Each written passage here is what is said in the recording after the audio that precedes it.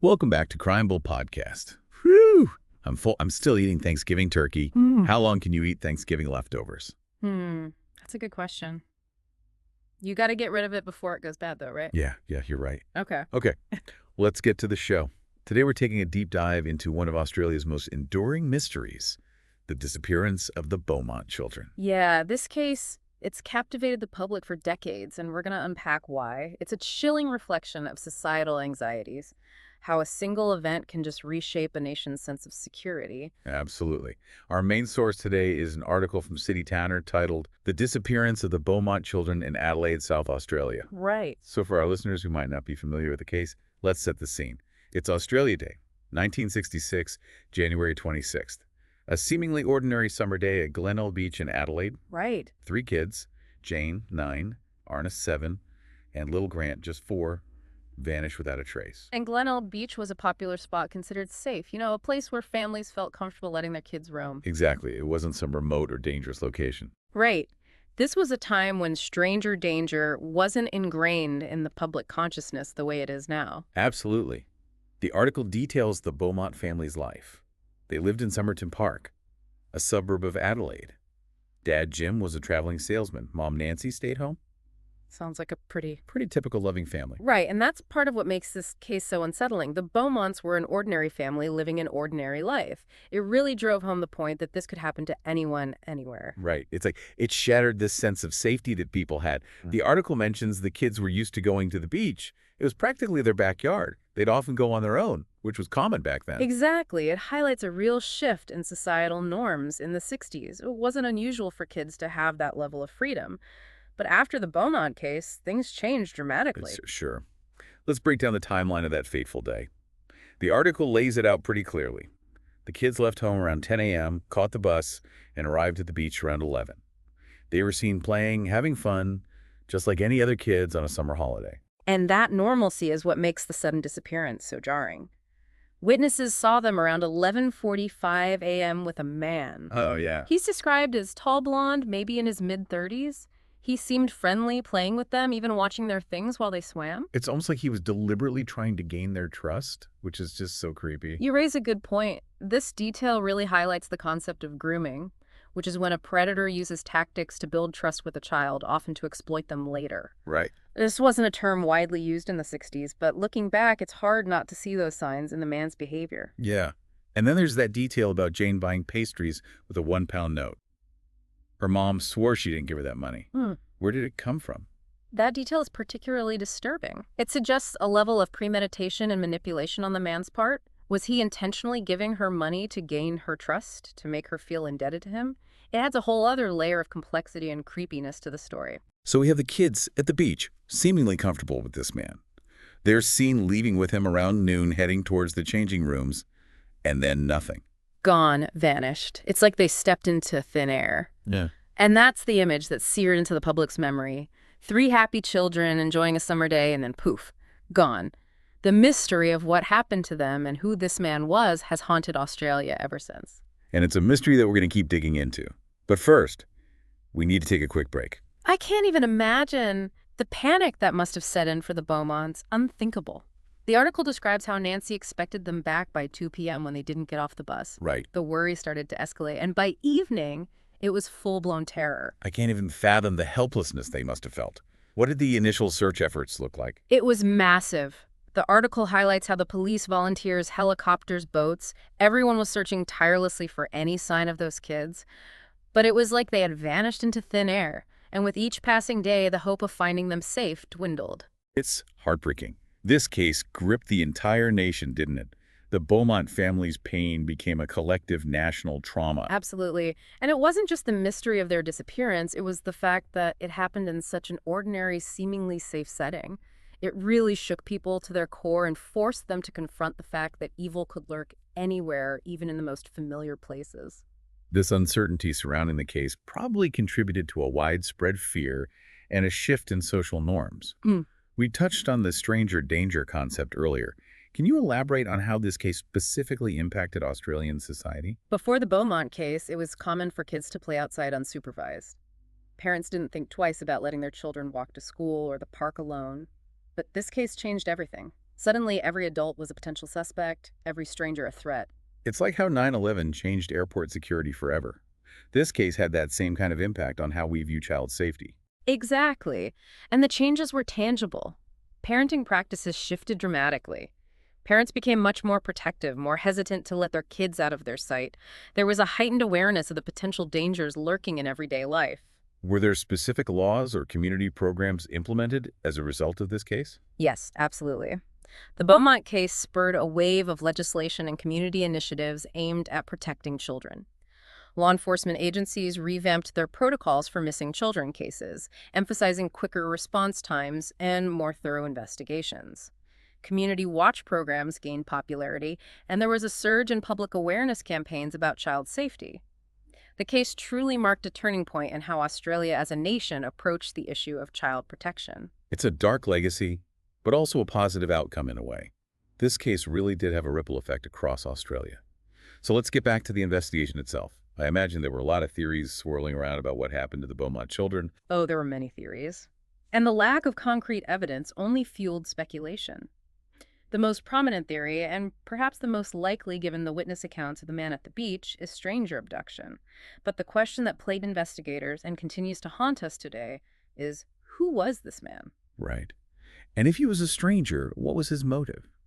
Was this a planned abduction or crime of opportunity? It's just so chilling to think that someone could approach 3 kids on a crowded beach in broad daylight and vanish without a trace. The sheer audacity of it is mind-boggling. It speaks to a level of confidence and maybe even arrogance that's truly disturbing. And the fact that he was never identified only adds to the mystery and the fear. I wonder if focusing solely on stranger abduction limited the investigation. Could someone known to the children have been involved, someone they trusted who could easily lure them away without raising suspicion? That's a valid point, and it's a theory that some investigators explored. It's possible that the children's familiarity with the man, their apparent comfort with him, might have misled witnesses and investigators into assuming he was someone they knew. This brings us to some of the other theories surrounding the case. The article mentions a few key suspects, and they're all quite disturbing.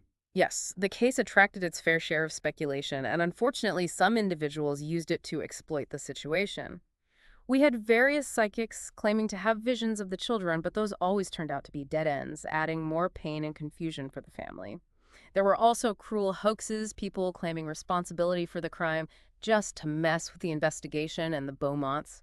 It's a reminder of the darker side of human nature, how some individuals prey on vulnerability and tragedy for their own twisted purposes. That's awful. It's hard to believe that people would stoop so low, especially when a family is already going through such unimaginable pain. But let's talk about the more credible suspects, the ones who actually had some connection to the case. The article specifically names 2, Bevan Spencer von Einem and Harry Phipps. Both were local figures, and both had dark pasts that made them potential suspects. Bevan Spencer von Einem was a convicted child killer who actually bragged in prison about abducting the Beaumont children. While his claims were never substantiated, it's a chilling detail that adds a layer of horror to the story. That £1 note detail really stuck with me. It suggests a level of planning that's terrifying. What kind of psychological tactics do predators use to gain a child's trust? It's a complex and disturbing topic, but unfortunately, predators often use a variety of techniques to manipulate children. They might offer gifts or treats, pretend to be someone in authority, or use flattery and attention to lower a child's guard. The key is to build trust and make the child feel comfortable with them, ultimately making them more vulnerable to exploitation. Okay, so we have von Einem, a convicted child killer, as a possible suspect. What about Harry Phipps? Phipps was a wealthy businessman who lived near Glenelg Beach, but he also had a history of sexual abuse allegations. His own son even claimed to have seen the Beaumont children at his father's factory on the day they disappeared. While the police excavated the site in 2013, they didn't find anything conclusive. So we have 2 potential suspects, both with disturbing histories and plausible connections to the case. It's frustrating that after all these years, there are still no definitive answers. The lack of closure is one of the most agonizing aspects of this case. It's a wound that never fully heals, a constant ache for the Beaumont family and for the Australian public. But even without concrete answers, I think there's a lot we can learn from this case. I agree. It's a stark reminder of the importance of vigilance, of protecting our children, and of never giving up hope no matter how much time passes. But before we get into that, I want to circle back to the investigation itself. The article mentions that forensic science was still in its early stages back in the 60s. How did that impact the investigation? That's a really important point. In the 1960s, forensic science wasn't as advanced as it is today. DNA testing, for example, didn't exist. Right. Investigators relied heavily on eyewitness accounts, fingerprints, and other physical evidence that could be easily contaminated or misinterpreted. So it's possible that crucial evidence was overlooked or mishandled, simply because the technology or the understanding of forensic science wasn't there yet. Absolutely. Imagine trying to solve this case today. We have so many more tools at our disposal: DNA analysis, advanced fingerprinting techniques, facial recognition software, and even the ability to track digital footprints. It's tantalizing to think what could be uncovered if we could apply modern forensic science to this decades-old case. It makes you wonder if there's still a chance even now to find some new piece of evidence, some overlooked detail that could crack the case wide open. I wouldn't rule it out. Cold cases are being solved all the time thanks to advancements in technology and renewed investigative efforts. And the Beaumont case, with its enduring public interest and the sheer volume of information collected over the years, is ripe for re-examination. It's a case that refuses to fade from public consciousness. We asked our listeners to share their thoughts and theories using hashtag CrimeBowl, and the response has been incredible. It seems like everyone has their own take on what might have happened to the Beaumont children. It's a testament to the enduring power of this mystery. It's a case that sparks our curiosity, our empathy, and our desire for justice. And even if we never get a definitive answer, the act of exploring the possibilities of keeping the conversation alive is a way of honoring their memory. So let's dive into some of those listener theories. What are some of the common threads you're seeing? Many listeners, like investigators back then, are fixated on that mysterious man seen with the children. Some believe he was a family friend or acquaintance, someone the children trusted, which made it easier for him to lure them away. This theory plays on our deepest fears, the idea that someone we know, someone we think we can trust, could betray us in such a horrific way. That's a chilling thought. And it aligns with the fact that the children seemed so comfortable with him. They weren't struggling, they were laughing and playing. It suggests a level of premeditation that's truly unsettling. Others are looking at the case through a more modern lens, considering possibilities that might not have been on the radar back in the 60s.